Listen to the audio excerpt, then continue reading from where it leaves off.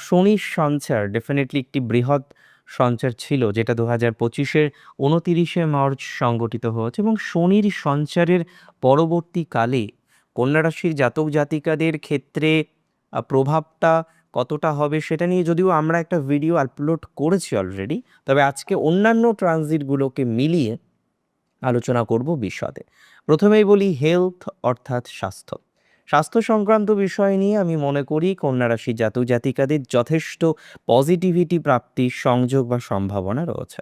স্বাস্থ্যের দিক থেকে বলতে গেলে কন্যার পজিটিভিটির মাত্রাটা প্রচুর পরিমাণে দেখা যাবে এপ্রিলে এবং অনেকেই জানেন আপনারা ক্রনিক প্রবলেমের মধ্যে ছিলেন। ইভেন এখনো পর্যন্ত অনেকেরই আমরা দেখেছি, যাই করি না কেন স্বাস্থ্যের জায়গাটা বারবার ডিস্টার্বড হচ্ছে, স্বাস্থ্যের জায়গাটা বারবার ডিটোরিয়েট হচ্ছে। আমি মনে করি এই ধরনের বিষয়, এই ধরনের জায়গা থেকে একটা পজিটিভ ইমপ্যাক্ট কিন্তু আসবে। এই ধরনের জায়গা থেকে কিন্তু একটা পজিটিভিটির বিস্তর প্রভাব আমরা কিন্তু লক্ষ্য করতে পারবো। এই বিষয়ে কোনো সন্দেহ নেই, কোনো রকম সন্দেহের অবকাশ নেই।